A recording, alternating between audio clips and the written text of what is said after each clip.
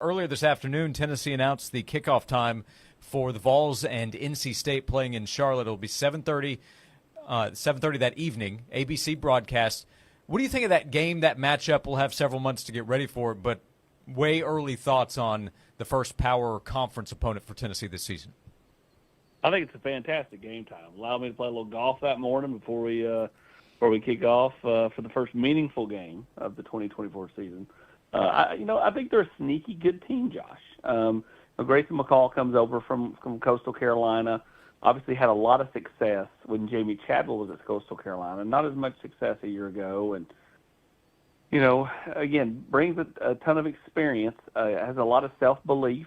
And we'll be interested to see how he kind of meshes into what they're doing there at NC State. Traditionally, NC State's a really good defensive team with really good defensive linemen. And, we'll be interested to kind of see kind of what they bring. But I think this is a sneaky, tough game for Tennessee. But also, one that, if you win this game, I think you build a ton of confidence before you ever get to that first SEC game, which is on the road. Will be the first true road game in Norman, Oklahoma a couple of weeks later. So, again, I think that it's sneaky, and it's one that Tennessee could lose if they don't play well. But it's one that I think you can – you will learn a lot about yourself, and you can potentially build upon if you can find a way to win it, more so than playing another kind of lesser opponent. I think this is a nice kind of, figure out where we are type game, measuring stick game early in the year. Two questions here for you, AP. First one is, can I be your caddy when you go golfing? The second question is, can you, with a straight face, tell the audience that Tennessee playing NC State and Charlotte is significant for recruiting? Can you do that? Well, you can be my caddy anytime, Swain. Yes. We know you like to putt from the rough. Yes. I think you want to be a player in North Carolina. Look at a couple of your key players the last few years. James Pierce on this current team, Charlotte. Jalen Wright last year, over, towards Durham. You look at David Hobbs, you really like kind of where he's at as a player.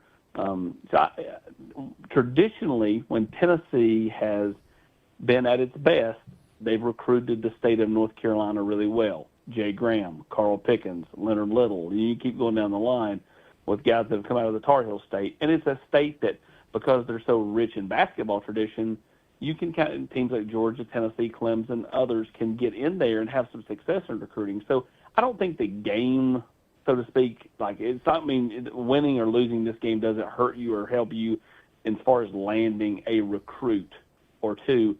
But what I think it does is it allows you to be in their backyard. You're more visible to them.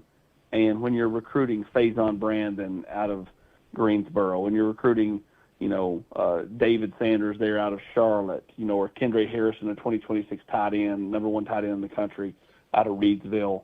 You're just down the road. And, I think that, you become a little more visible, and I think that it only helps. So I think the state of North Carolina has to be super important to Josh Heupel and his staff. And I think that, they're recruiting it as such. Austin Price is with us, Volquest, as Tennessee is getting ready for a big recruiting weekend coming up to close out the month. What is the biggest thing on the radar right now? David Sanders is a big target. Any update with him or others that you're paying attention to right now before the 865 Live weekend coming up? Yeah, you got, the one young man that's committing next week, Anthony Ogonoro. He commits next week on the 21st, I believe. I think it's Tuesday. And that's a Tennessee, North Carolina, Oklahoma battle. He's visiting, I think, Missouri this weekend, was at Kansas State last weekend. Guard, interior offensive lineman. Tennessee needs to add a couple of tackles. They also need to add 2 to 3 interior guys. So you look at Jacoby Ward, Ogamoro, obviously, Tennessee just offered the young man from Jefferson County, Nick Moore. They need to add interior guys as well. So that's the biggest thing to watch as far as right on the horizon. Jalen Matthews will announce his commitment on June 3rd. Charles House will be June 22nd. And, I'm sure there'll be others that announce their date at a later time. But, Again, I think, get through the 865 live event, which should be a pretty good weekend for Tennessee as far as getting prospects to campus, and then settle in for a long June of official visitors. And that's where Tennessee's really got to, make a lasting impact, is being able to get, some of these guys in the boat. And I don't mean they will commit right as they visit, but, from mid-June to mid-July, how many does Tennessee add in that window? I think that's where Tennessee's got to add, a handful of guys to this class. Is there a freshman lineman, offensive lineman, that you feel like is more ready than the others? As far as this year, probably not. As far as long-term, I would tell you yes. Talked to multiple people over there, and not just coaches, others that are in the building on a daily basis, and they are quite smitten with this group of freshman offensive linemen. Gage Ginther brings a lot. Satterwhite figuring things out at center. Jesse Perry, who I would have told you would be one of the more raw guys from a pass protection standpoint, because they just didn't do it there at Middle Tennessee Christian, has really picked it up quick, and he is a mountain of a kid. Bennett Warren is not here yet. Max Anderson, another interior guy. So, I think there's a lot of self-belief and a lot of smiles around the complex when we're talking about those freshmen linemen long term. That's good news. Yep. Austin Price, Volquest.com, is with us. Austin, your focus, of course, Tennessee football recruiting. Part of the focus for Tennessee's fan base right now is Chaz Lanier, the basketball guard from North Florida. Likely Tennessee, Kentucky still has his name in the NBA draft as far as I know, but expected to spend another year in college. What do you hear there? What should fans maybe know based on what you hear about Lanier and him going through the free agency process, essentially? Lanier, I've never heard of him. I think a lot of it depends on what does he want. Is it solely about NIL money? Is it a little bit NIL money and I need to be developed? What kind of feedback did he get at, the G League Combine? Was his feedback, hey, you need to, get what you can get now. I'm not sure we see you in the NBA, long term, or, hey, we think you can be a first-round pick a year from now if you can show you can play defense. Because, the feedback could determine kind of what he does, too. If he's being told, hey, man, we see you as a first-round pick a year from now, if you can prove you can defend, who would you rather play for? Pope or Rick Barnes? Defensively, you're going to say Rick Barnes. And so I think a lot of that depends on kind of, what his focus wants to be. If it's solely money, I'm not sure that, from a chemistry standpoint, that Tennessee's going to be, going that route. But if it's about, some money and development and all that, I think absolutely that Tennessee, will be a factor there.